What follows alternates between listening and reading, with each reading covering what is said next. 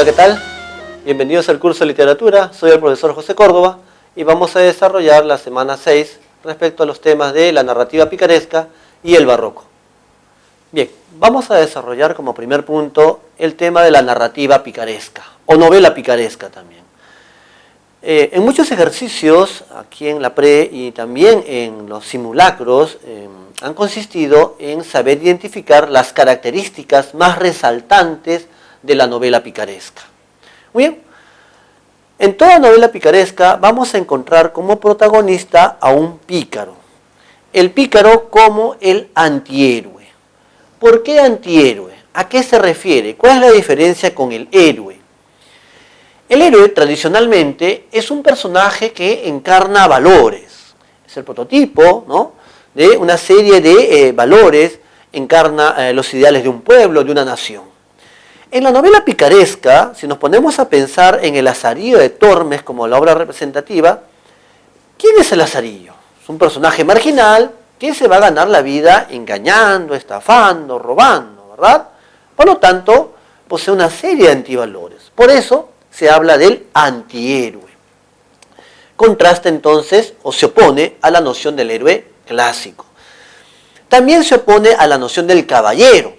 Recuerden que además de la novela picaresca se va a desarrollar también la novela de caballería. El caballero pues busca ciertos ideales de justicia, en cambio el pícaro no. Básicamente lo que busca es llenar su estómago, ¿verdad?, y sobrevivir en un mundo de miseria. Porque básicamente el pícaro emerge de un mundo o de una sociedad empobrecida. Muy bien, otro rasgo muy importante es su forma narrativa autobiográfica. Se asume la ficción autobiográfica, es decir, alguien nos cuenta su propia vida, el uso de la primera persona, ¿no? Está escrito en primera persona gramatical, como inicia el tratado 1 de Lazarillo. Pues sepa vuestra merced que a mí llaman Lázaro de Tormes, hijo de Tomé González y Antona Pérez, mis padres, ¿no?, etc. El uso de la primera persona gramatical. Ese es un rasgo constante en la narrativa picaresca. También tenemos como rasgo destacado el carácter satírico, burlesco, ¿no? El pícaro se va a burlar de sus amos, en este caso si uno piensa en el Lazarillo, de una serie de representantes del clero, de un buldero, etc. Ahora, la sátira está asociado a una crítica social. Eso también lo encontramos en esta famosa novela. La crítica social y el carácter realista de la obra. Las novelas picarescas, básicamente, tienen una característica realista. Te describe, digamos, la sociedad española en ese momento, por ejemplo, en el Lazarillo de Tormes, el siglo XVI, una España de los sectores bajos empobrecidos, también los sectores medios. Muy bien, de allí que tenemos otro rasgo en su separata. Nos dice, ¿no?, las novelas picarescas constituyen un documento sociológico, ya que si uno lee el Lazarillo de Tormes, ¿no?, obra anónima, o por ejemplo Cervantes incursionó también en la novela picaresca con Rinconete y Cortadillo, o La vida del Buscón, llamado Don Pablo, de Francisco de Quevedo, te reconstruyen los sectores medios y bajos de la España del siglo XVI. En ese sentido, es un documento sociológico. Uno se hace una idea de cómo era la España de esos sectores, digamos, menos favorecidos. Muy bien, ¿qué más? Dice, la novela picaresca carece de unidad argumental sólida. ¿En qué consiste? Apelan a una estructura sencilla. El lenguaje también es popular, por ejemplo en el Lazarillo de Tormes. Las partes, digamos, no tienen, digamos, una simetría, hay capítulos que parecen sueltos, a medio hacer, o algo por allí inconcluso, ¿verdad? Entonces, apelan a una estructura y a un lenguaje sencillo. Veamos entonces ahora el análisis de El Lazarillo de Tormes. ¿No? Aunque el título completo de la obra, lo tienen en su separata, es la vida de Lazarillo de Tormes y de sus fortunas y adversidades. Las ediciones más antiguas que se conservan datan de 1554. Eso es siglo XVI, por lo tanto es narrativa renacentista. Muy bien, veamos algunos rasgos formales. Esta novela está dividida en digamos, tiene una especie de prólogo y 7 tratados, o capítulos, pero ahí se llama tratados. En el prólogo, el autor, es una obra anónima, desconocemos quién es el autor califica a su estilo como grosero. Dice, en este grosero estilo escribo. Cuando dice grosero no se refiere que esté utilizando pues palabras de grueso calibre o digamos lisuras, no. Se refiere a que está empleando un estilo llano, un lenguaje popular, sin adornos. ¿Ya? Por eso califica su estilo de grosero. Muy bien, los escenarios básicos son las ciudades de Salamanca y Toledo. Ahí también se aprecia el realismo de la obra, ¿no? Se describe, digamos, la geografía y también, digamos, las situaciones sociales de la época. El tratado primero, básicamente, se desarrolla en Salamanca. Y a partir del tratado 2 hasta el último, en la ciudad de Toledo. Muy bien, ¿cuáles son los temas que se plasman en esta novela picaresca?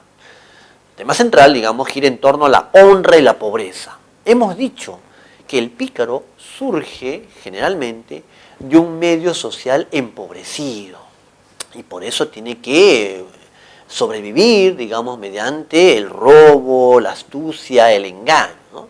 El tema de la honra también. Se va a cuestionar justamente la honra de muchos personajes, sobre todo los representantes del clero.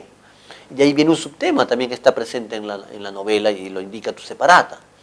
La crítica al clero, ¿no? Es, digamos, vamos a encontrar varios representantes o varios amos que son justamente clérigos. Muy bien. En el tratado primero, Lázaro nos menciona pues el origen de su nombre. Básicamente, él se considera nacido en el mismo río. Su madre da luz, ¿no?, en el río Tormes y por eso adquiere esa denominación. Muy bien, sus padres eran muy pobres, ¿no? El padre de Lázaro trabajaba en una especie de molienda, robaba, es castigado, se va a una guerra y fallece. La madre, sin mayores recursos, tiene que ir a una especie de posada, a un mesón, a lavar, a cocinar, y allí conoce a un zaide, a un moreno. El lazarillo va a tener entonces un padrastro, ¿no? Pero seguían en la pobreza. Este zaide muchas veces también robaba, trabajaba en las caballerizas, son descubiertos, son azotados.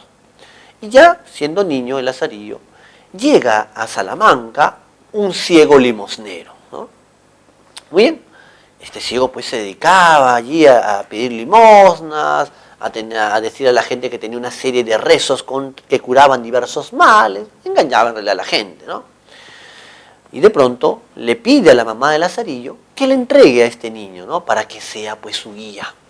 La madre lo va a entregar justamente a este ciego. Se despiden y saliendo de Salamanca, cruzando el puente, este ciego le da su primera lección a Lázaro, que hasta ese momento era un niño ingenuo, ¿verdad?, muy crédulo, y el ciego le dice, ¿no?, cerca había pues una especie de roca en forma de toro, ¿no?, una estatua en forma de toro, y le dice lo siguiente. Incluso nos han citado un fragmento de este suceso, está en la separata.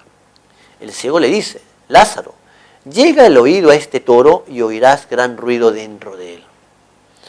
Yo simplemente llegué, creyendo ser ansí, y como sintió que tenía la cabeza a par de la piedra, afirmó recio la mano y dióme una gran calabazada en el diablo del toro, que más de 3 días me duró el dolor de la cornada, y díjome, necio, aprende que mozo del ciego, un punto ha de saber más que el diablo, y rió mucho a la burla. Parecióme que en aquel instante desperté de la simpleza en que como niño dormido estaba. Dije entre mí, verdad dice este que me cumpla avivar el ojo y avisar, pues solo soy y pensar cómo me sepa valer. ¿Qué ha sucedido aquí? El ciego le dice, Lázaro, oye, pon tu oído en él, en esa estatua, en esa roca en forma de toro, y oirás ruido. O sea, como si la estatua le va a hablar.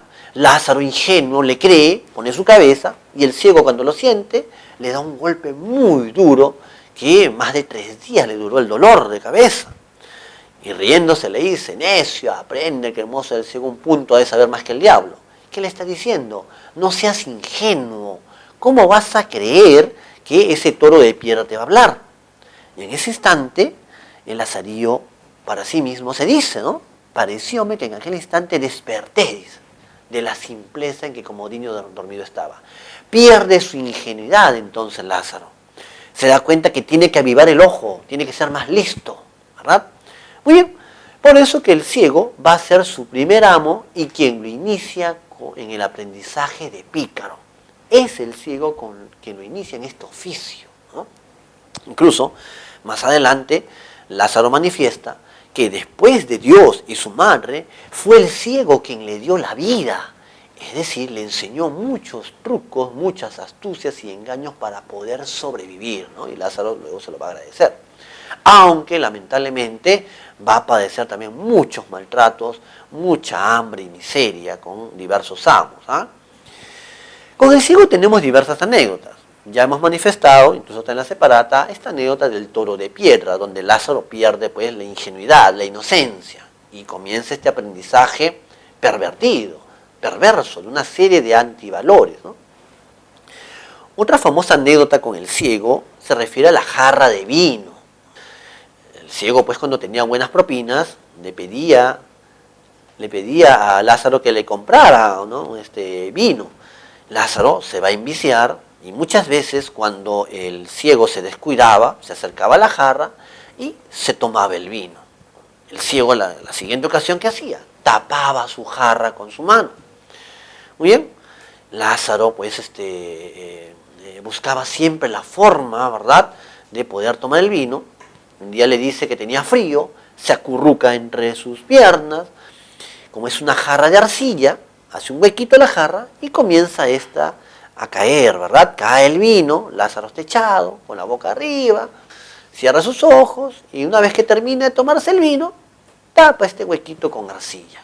Muy bien, el ciego, cuando termina de comer, va a beber el vino, lo destapa, no haya pues nada.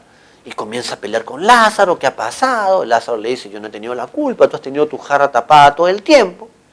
El ciego comienza a palpar los bordes de la jarra y se da cuenta del engaño. Pero en ese momento no lo castiga. Siguiente día, manda a comprar su vino, lo tapa con su jarra, con su mano. Lázaro otra vez con el pretexto de que tiene frío, se acurruca cerca de él, abre un huequito, ¿no?, y comienza pues a tomarse el vino que está cayendo ahí como un cañito en su boca. Tiene los ojos cerrados y no se da cuenta que el ciego levanta la jarra y con toda su fuerza la rompe en su cara, la destroza, causándole también muchas heridas y cortaduras al pobre Lázaro. Muy bien. Otra anécdota también con el ciego se refiere a la longaniza. ¿Qué es una longaniza? Un embutido, como un chorizo. Un día pues, cerca de un mesón, al ciego le regalan una longaniza, Lázaro la ve apetitosa, sabe que el ciego pues no va a compartir con él, o a veces solo le da las sobras, y de pronto el ciego le dice, Lázaro, cómprame un poco de vino.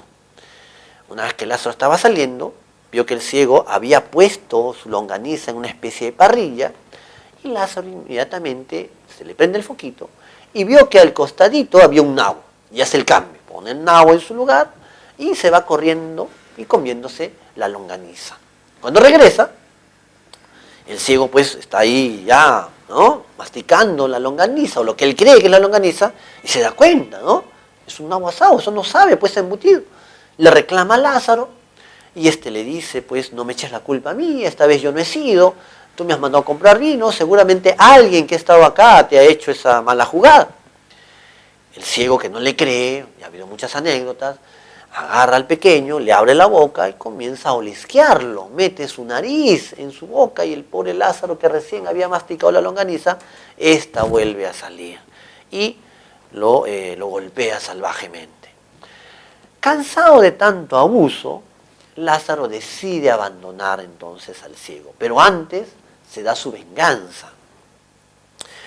Una tarde lluviosa, ¿no?, por las calles se habían formado muchos charcos, muy bien, y Lázaro le dice al ciego, ¿no?, te voy a llevar por un sitio donde el charco se hace estrecho y dando un salto vamos a poder pasar a la otra orilla sin la necesidad de mojarnos. El ciego le agradece, gracias por pensar en mí, Lazarillo. ¿Qué hace Lo pone o lo coloca frente a un poste, a un muro, y le dice, salta. Muy bien, el ciego le dice, salta tú primero y guíame.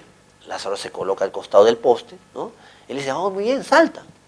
¿Qué hace el ciego? Para no errar pues el salto, retrocede varios metros, toma impulso y a toda velocidad se lanza contra el poste.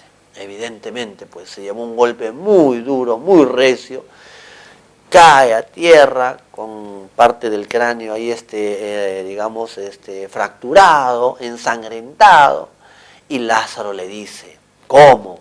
¿Oliste la longaniza y no oliste el poste? Y se va, ¿no? Huye, y vio que mucha gente pues venía a socorrerlo al ciego. No sabe qué supo de él, si murió allí o si sobrevivió, pero ahí se dio pues su venganza de Lazarillo. Muy bien, esto es entonces básicamente sobre el primer amo, que es el ciego, quien lo inicia como pícaro. Ese es el tratado 1. En el tratado 2, Lázaro tiene como amo a un clérigo, el clérigo de Maqueda, es un cura.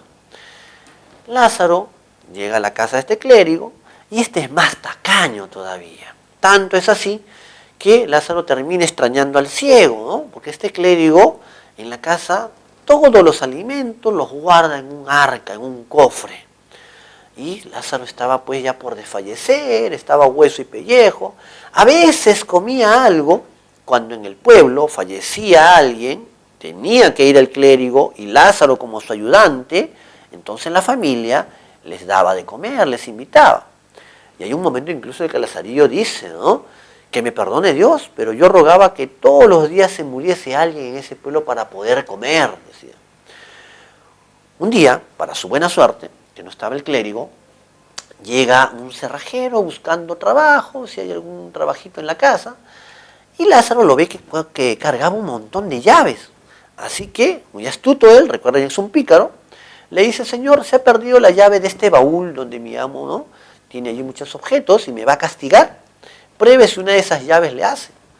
Muy bien, justamente intentaron y una de ellas abría el baúl. Lázaro le dice, no tengo dinero con qué pagarle, pero hágase cobro con lo que hay allí al interior. Este hombre se llevó un pan y algunos quesos.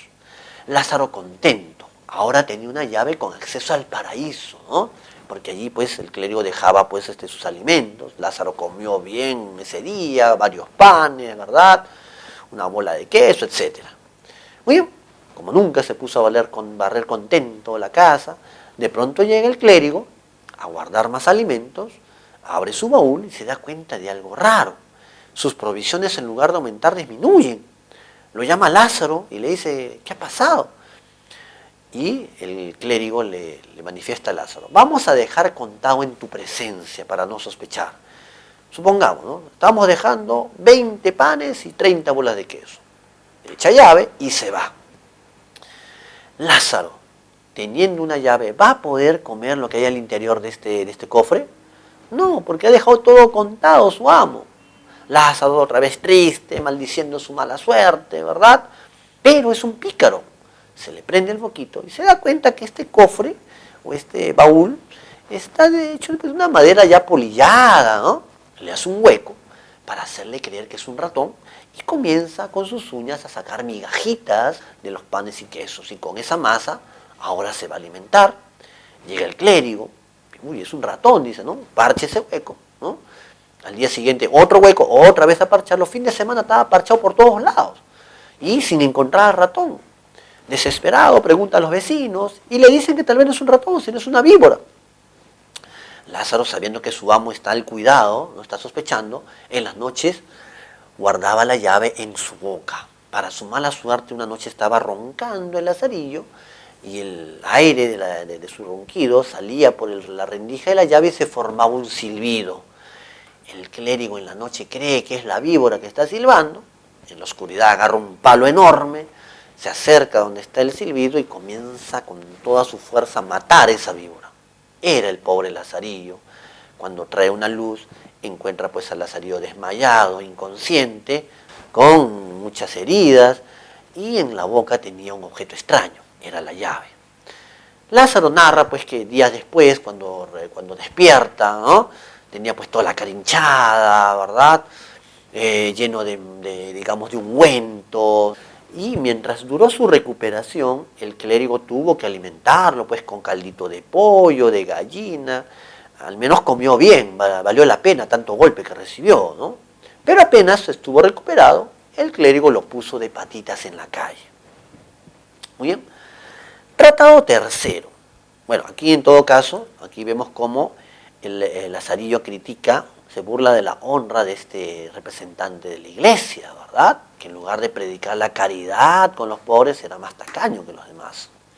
Muy bien, tratado tercero, ahora está en poder de un escudero. ¿Cómo lo conoce Lázaro? Un día caminando por las calles de Toledo, ve un hombre elegante, con capa, bien vestido, su espada. El escudero le dice, Lázaro, digamos, niño, ¿tienes a quién servir, a quién trabajar? No, le dice, muy bien, entonces acompáñame. Caminan durante horas, llega el mediodía, van a su casa, una casa humilde, ¿verdad? Y Lázaro, entonces, pensando que ya, pues, seguramente tiene el almuerzo preparado, les van a atender bien. Y de pronto el escudero comienza a preguntarle sobre su vida, de dónde viene. Y mientras Lázaro respondía, iba pensando, ¿a qué hora va a servir el almuerzo? Y de pronto, el escudero le dice, Lázaro, hoy día cuando te encontré, muy temprano, yo ya había almorzado. Y cuando sucede eso, yo no como nada el resto del día. Así que como puedas, susténtate hoy.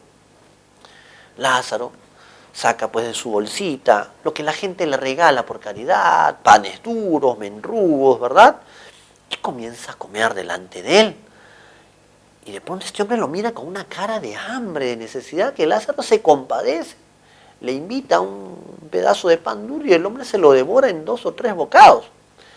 Muy bien. Lázaro se da cuenta pues que ese hombre estaba de hambre. Al día siguiente, muy temprano, ¿no? Sale bien vestido, elegante, le dice Lázaro, ya vuelvo.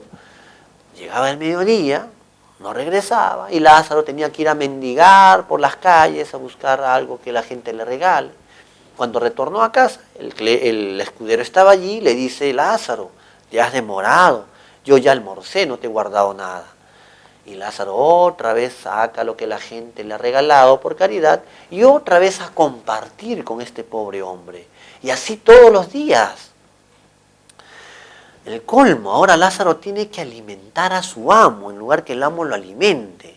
Este hombre aparenta ser, digamos, ahí, digamos, alguien de buena posición, pero en realidad se moría de hambre. Tanto es así que Lazarillo se dice, ¿no?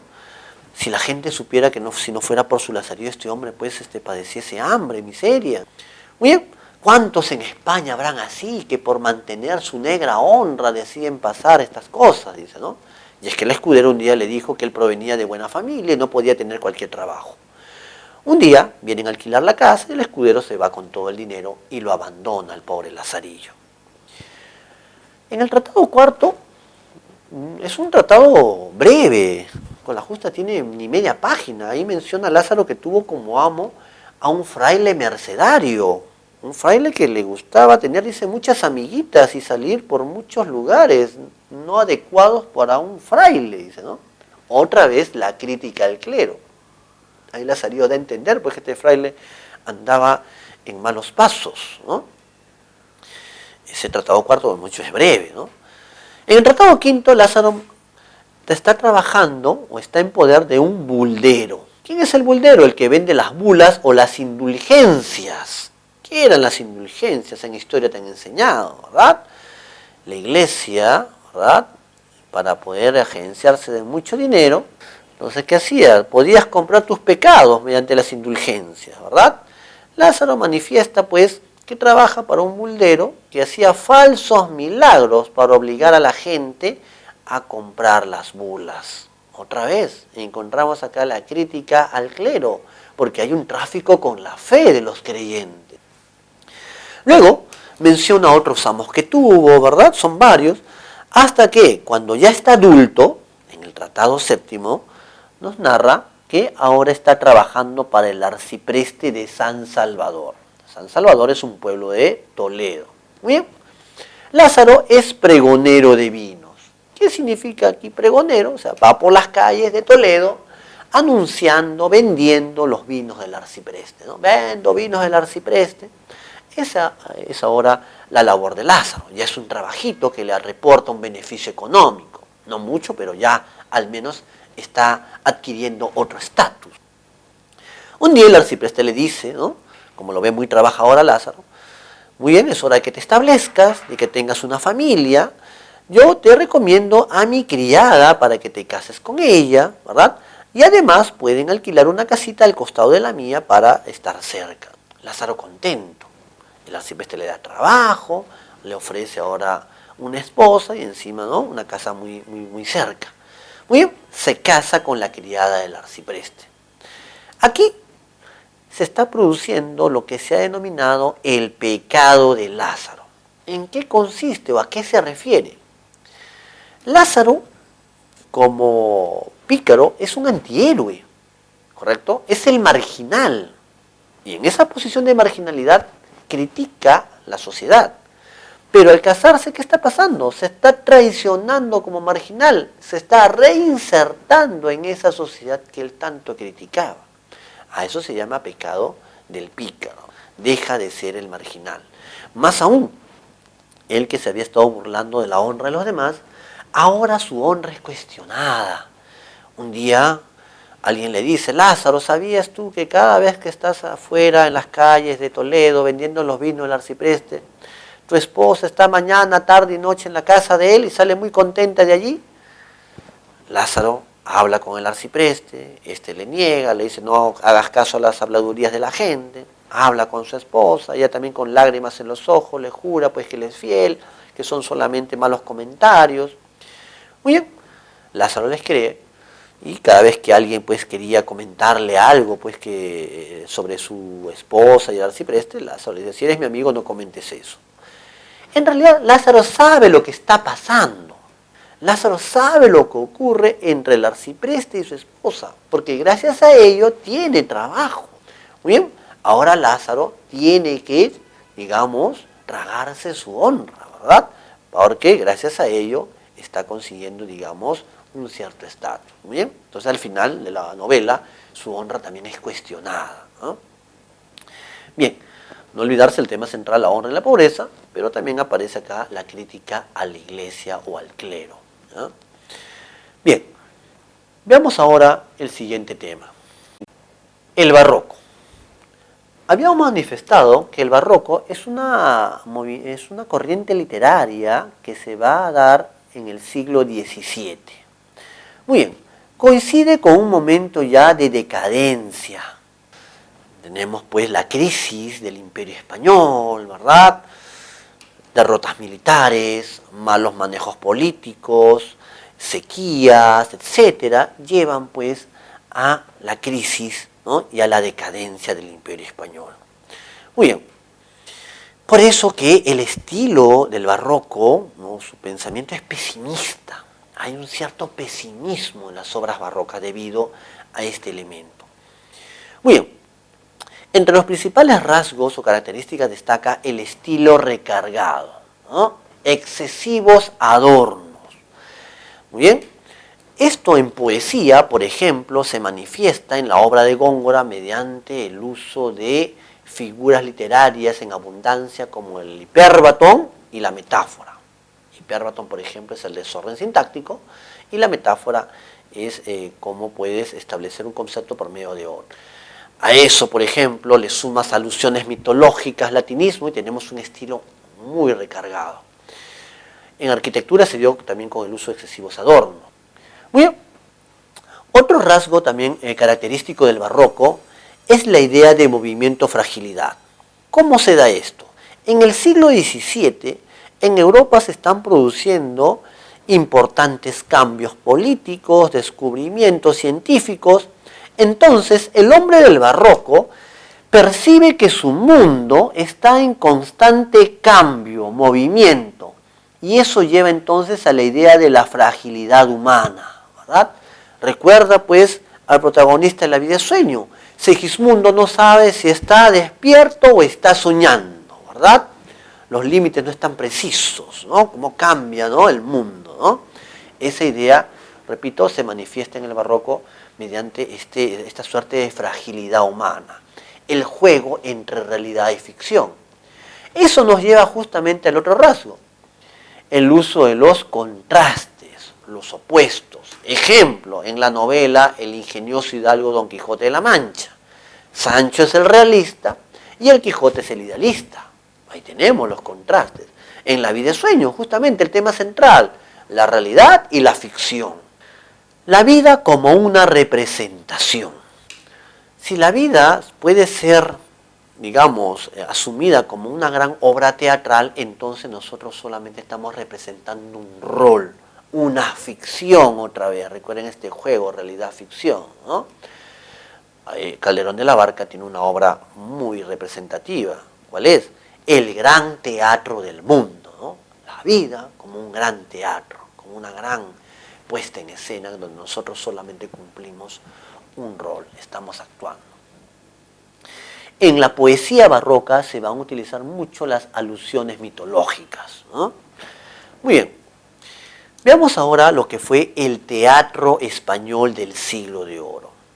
Este teatro se va a originar a partir de los corrales de comedia, ¿no? Que fueron escenarios improvisados, ¿verdad? Los patios de las casas, los jardines, se improvisaron y así va, digamos, evolucionando el teatro en España. Vamos a tener dos tendencias. Un teatro popular, cuyo representante es Lope de Vega, ¿no? Que trata temas históricos, de la historia y la leyenda española, ¿no? Y por otro lado, un teatro cortesano, cuyo máximo exponente es Calderón de la Barca. Este teatro cortesano, ¿no? Lo que buscaba básicamente era la meditación, la reflexión, también la perfección técnica, la gran puesta en escena, los adornos, el lirismo, entre otros. Entonces Calderón de la Barca es el máximo exponente del teatro cortesano barroco del Siglo de Oro. Muy bien, Calderón de la Barca escribió muchas obras teatrales, ¿no? En tu separata lo dice, escribió muchas comedias. Y a propósito, en la época se denominaba comedia a la obra teatral. O sea, era el término genérico. En lugar de decir vamos al teatro, se decía vamos a la comedia. Por eso es que La vida de sueño en aquella época era considerada una comedia. Sin embargo, su especie es un drama filosófico, ¿no? Por eso que a veces son válidos ambos enunciados. ¿Es una comedia? Sí. ¿Es un drama filosófico? También. Veamos. La vida de sueño pertenece al género dramático, es una obra teatral, es un drama porque contiene elementos, digamos, trágicos y cómicos a la vez, ¿no? Y filosófico porque es una obra que tiende a la meditación, a la reflexión. Claro. Segismundo va a monologar sobre la idea de la existencia humana, la libertad, el pecado original, el perdón, etc., ¿no? Por eso es que busca la meditación, ¿no? También tiene un carácter alegórico, es decir, los personajes también son simbólicos. Está dividida en 3 jornadas o actos, ¿no? El autor le denomina jornadas. El escenario es Polonia, tengan cuidado porque a veces en algunos ejercicios les ponen España u otro país y a veces tienden a confundirlo. Está ambientada en la corte de Polonia. Está escrita en verso, no en prosa. Hay el uso del verso, incluso hay una polimetría, utiliza diversas estrofas, ¿no? El autor. Su lenguaje es culto, es un lenguaje erudito, ¿no? Es un lenguaje plagado de metáforas, hipérbaton, mitología, ¿no? Así como lo tenía Góngora en su poesía. Por eso que también en algunos manuales de academias le dicen lenguaje gongorino, y es válido, porque Góngora era representante del culteranismo, ¿no? Muy bien, recuerden pues, al inicio tenemos que llegan de incógnito a Polonia 2 personajes, Rosaura, vestida de varón, y Clarín, que es su acompañante. Clarín es el gracioso, el personaje cómico, ¿no? Llegan y en una torre descubren ¿a quién? A Segismundo, que está encadenado. Muy bien, lo están observando y Segismundo pues está con sus cadenas y a través de una rendija o ventana está observando pues lo exterior de esta torre y está monologando. A ver, ¿qué dice al inicio de sus monólogos, no? Dice, ¿no? Apurar cielos pretendo, ¿qué delito cometí contra vosotros naciendo? Aunque si nací ya entiendo que el delito mayor del hombre es haber nacido. Comienza a reflexionar uno sobre la idea del pecado original, ¿no? El ser humano viene arrastrando esta vida, dice, una culpa. Sigue monologando, ve pasar un ave, ve pasar ahí un animal, el río, ¿no? Y siempre se pregunta, nace el ave, ¿no? Y yo teniendo más alma tengo menos libertad. Reflexiona ahora sobre la libertad humana, ¿no? Como el bien más preciado. De pronto se da cuenta que lo están observando, ¿no? Amenaza a Rosaura, que está vestida de varón, ¿no? Y a Clarín con matarlos con sus brazos, y llega Clotaldo. ¿Quién es Clotaldo? El carcelero, el ayo de Segismundo. Clotaldo tiene una orden bien clara del rey Basilio. Nadie debe conocer el secreto que hay al interior de esa torre, o sea, de la existencia de Segismundo. Captura a Rosaura y Clarín, y cuando Rosaura entrega su espada, Clotaldo la reconoce, esa espada. Hace muchísimos años, él había tenido un romance y se la había entregado como recuerdo a una dama, e infiere que ese muchacho, ya que Rosaura está vestida de varón, recuerden, es su hijo. Y ahora se ve en un dilema. Si entrega a su hijo al rey, éste lo va a matar por haber descubierto el secreto. Si no lo entrega, lo está desobedeciendo. Y él es un vasallo, es un representante de la nobleza y le debe, pues, fidelidad a su rey. Así que decide llevarlo al palacio, esperanzado, pues, en que el rey le perdone la vida a su hijo. Muy bien. En el palacio, en la corte, Basilio está reunido con su sobrina Estrella y con Astolfo, duque de Moscovia, y ha decidido revelar su secreto, ¿no? Da a conocer la existencia de Segismundo. Y cuenta pues que cuando nació su hijo, él consultó a los astros. Recuerden que Basilio, el rey de Polonia, es un aficionado a la astrología, y estos pronosticaron que ese niño sería un gobernante cruel, tirano, y él interpretó pues que apenas nació, la madre falleció en el parto y que se estaba cumpliendo lo que dijo pues la profecía, ¿no? Los astros, y por eso lo condenó a esa torre. Pero, ¿qué tal si se ha equivocado? Él quiere probar el vaticinio y por eso ha decidido sacarlo del palacio y traerlo a la corte. Eso es lo que está revelando justamente ante los cortesanos. Muy bien, por eso que cuando Clotaldo lleva a Rosaura prisionera y a Clarín, el rey ya no los mata porque va a dar a conocer su secreto. Segismundo es narcotizado, lo llevan al palacio y de pronto despierta maravillado. Él que había crecido toda su vida en una torre, encarcelado como un salvaje, de pronto está en un palacio con muchos lujos, con mucha pompa, lo visten pues de una manera adecuada, lo atienden bien, lo tratan cariñosamente. Clotaldo, que en la torre lo maltrataba, ahora le habla bien bonito, y Clotaldo le dice que tú eres nuestro príncipe, ¿no? Cuando Segismundo se entera de la verdad, enfurece, monta en cólera, se entera pues que su padre lo había encarcelado por un vaticinio, amenaza pues con que si lo tiene cerca lo va a matar, lo va a castigar. Un soldado trata de calmarlo, Segismundo pues lo arroja por la ventana y lo mata. Muy bien, Basilio cuando se entera de eso, ¿qué interpreta? Que los astros tenían razón, ¿no? Primer día que lo ha sacado del palacio y ya mató a una persona, entonces tenía razón la predicción que decía que iba a ser un príncipe cruel. Lo mandan a narcotizar y lo retornan a la torre. Cuando Segismundo despierta en su torre, cree que todo ha sido un sueño, ¿verdad? Despierta, lo ve a Clotaldo al costado y le cuenta: Clotaldo, he tenido un sueño donde yo estaba en el palacio, tú me decías que era el príncipe heredero. Y Clotaldo le dice: sí, ha sido un sueño, ¿no? Y en ese momento Segismundo comienza a monologar, ¿no? Y ahí viene pues uno de sus grandes monólogos y reflexiones, cuando dice lo siguiente: yo sueño que estoy aquí, de estas prisiones cargado, y soñé que en otro estado más lisonjero me vi, que es la vida un frenesí, que es la vida una ilusión, una sombra, una ficción, y el mayor bien es pequeño, que toda la vida es sueño, y los sueños son. Segismundo llega a la conclusión de que la vida es un sueño. Ya no están precisos los límites entre la realidad y la ficción. Muy bien, El pueblo, cuando se entera que tienen un príncipe, asaltan la torre, lo liberan y ahora se enfrenta a Segismundo, a su padre. Vence el ejército de Segismundo, recomiendan a Basilio huir, este no lo hace, queda postrado a los pies del Segismundo, y este, que no sabe si está despierto o está soñando, decide obrar de una manera adecuada. Va a hacer uso de su libre albedrío, que es otro de los subtemas de esta obra. Para demostrarle el error en que estaba su padre, decide perdonarlo. ¿Bien? Se produce entonces al final el perdón de Segismundo hacia su padre. Muy bien, esta es la historia principal. Ahí se resuelve. ¿Y qué pasó con Rosaura? ¿Por qué había llegado a Polonia?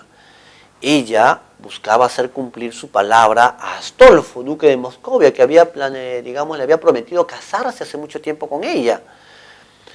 Rosaura, que apoyó a Segismundo, ¿no?, quiere que Astolfo cumpla su promesa. Astolfo pretexta de que ella no es de la nobleza y él solamente se puede casar con alguien de su misma condición.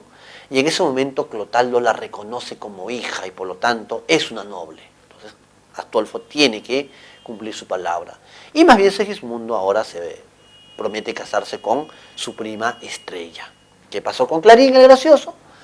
En la batalla que se estaba desarrollando, él muy cobarde, ¿no?, se sube a una especie de loma o cerrito para ver cómo todos se matan. El primer balazo le cae, él muere, ¿verdad?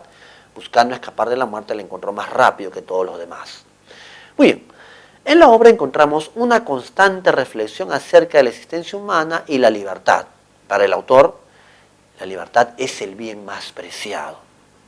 Muy bien, también se critica el augurio, carece de fundamento. El autor justamente fue sacerdote, contrarreformista, ¿verdad? Y hay una crítica acá entonces a la astrología, ¿no? También se concibe la existencia humana como una preparación para un despertar más trascendente. Esa idea también se manifiesta en la obra.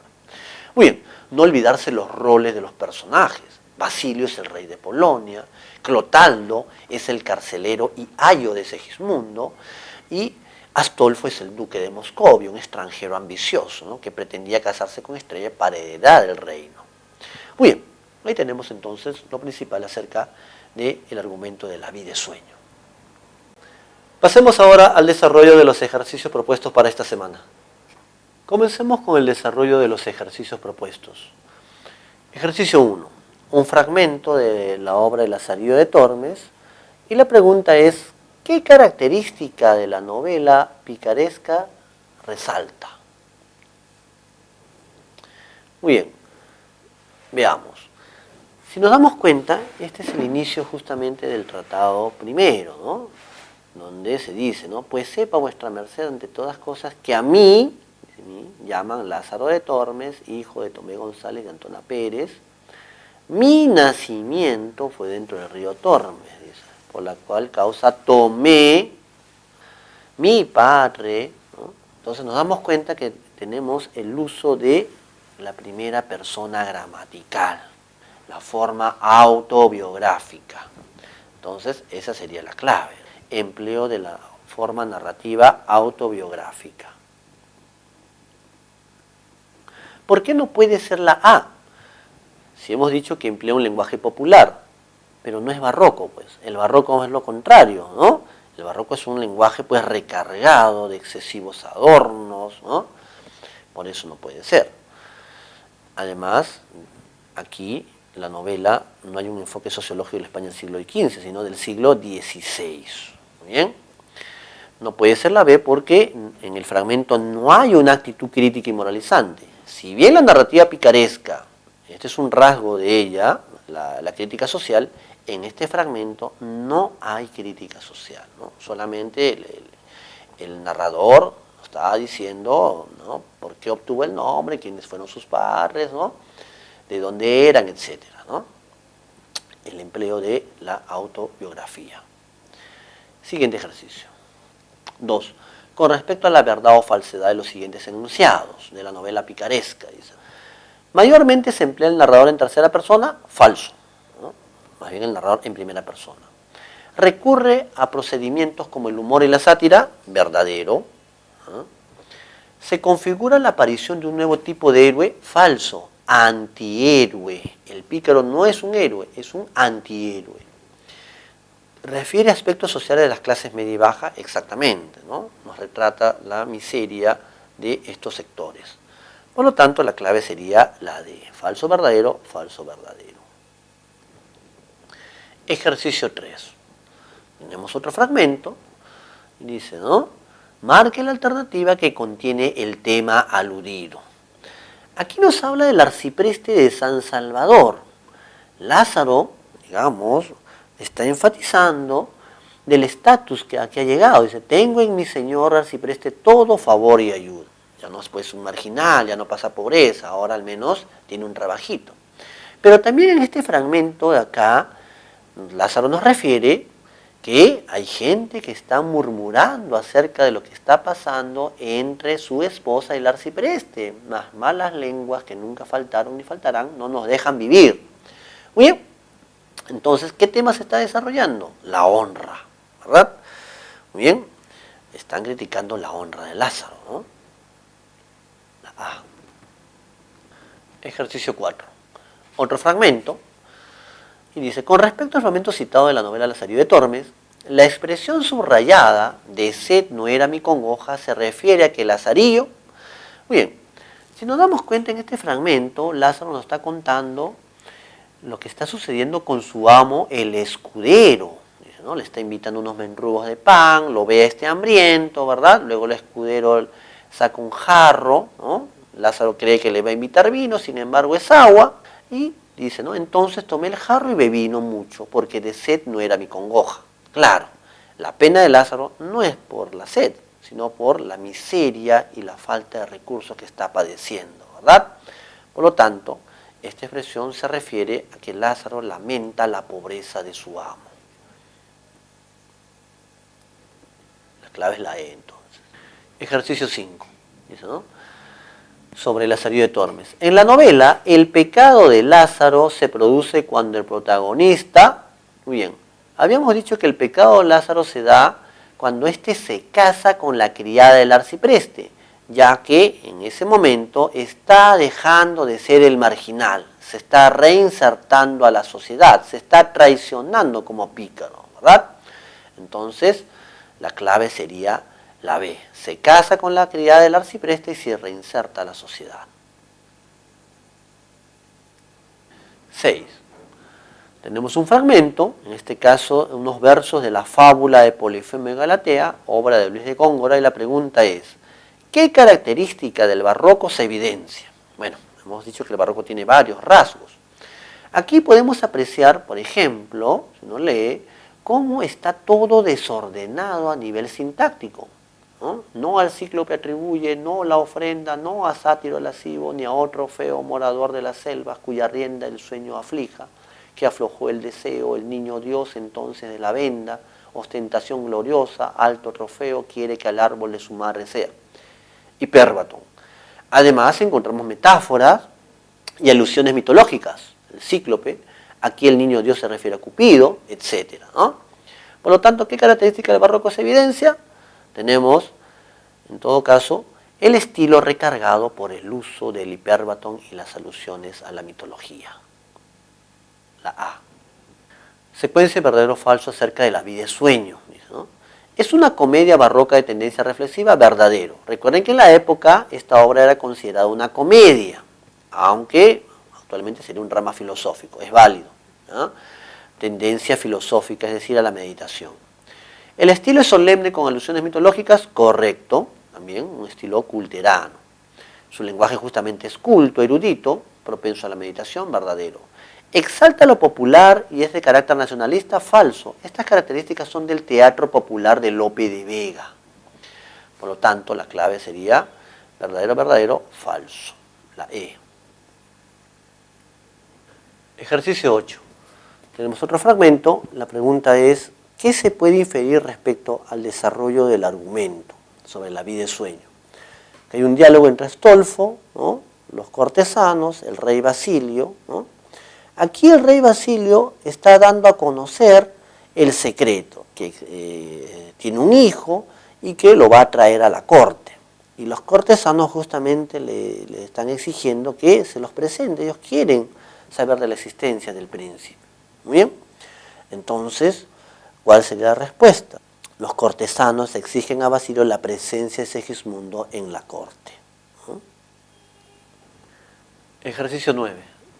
Secuencia verdadero o falso sobre la vida y sueño de Calderón de la Barca. 1. El protagonista encerrado en un castillo medita sobre el destino trágico. Falso. No está encerrado en un castillo, sino en una torre. Segismundo es llevado a la corte porque sueña que es un monarca juicioso. Falso.